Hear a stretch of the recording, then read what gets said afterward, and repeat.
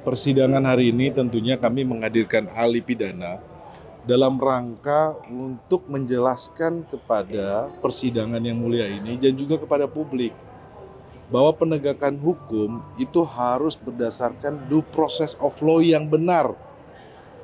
Apabila penggeledahan tidak sesuai dengan undang-undang, kemudian penyitaan tidak sesuai dengan undang-undang, ketika seorang tersangka menggunakan haknya untuk mengajukan ahli atau saksi yang meringankan di tingkat penyidikan, tetapi itu tidak diberikan.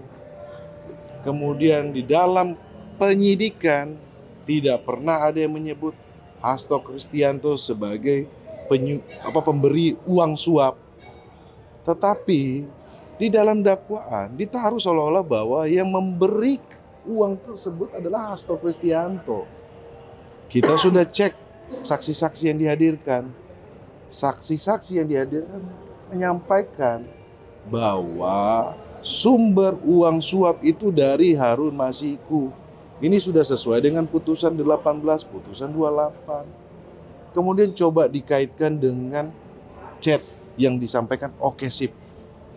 Dalam Okesip tersebut, saksi yang berkomunikasi dengan Hasto Kristianto menyampaikan bahwa Okesip itu bukan berarti dia mengiyakan. Malah dia ditegur, dimarahi, tidak mengiyakan perbuatan dia melakukan penyuapan. Saksi tersebut sudah melaksanakan putusan, namanya Saiful Bahri. Dia sudah bertanggung jawab. Kemudian dia sampaikan bahwa dia meng-create peristiwa ini bersama dengan Doni. Doni ini juga pun sebagai tersangka sampai sekarang belum diajukan ke persidangan. Kemudian apalagi teman-teman? Perintangan penyidikan ini disampaikan harus di tingkat penyidikan bukan di tingkat penyelidikan. Kemudian saksi kunci perintangan penyidikan Nur Hasan menyampaikan bahwa Bapak itu bukan Hasto Kristianto. Bapak itu ada 2 orang berbadan tegap yang datang kemudian meminta menelpon dengan Harun Masiku terus menyampaikan untuk tenggelamkan handphone.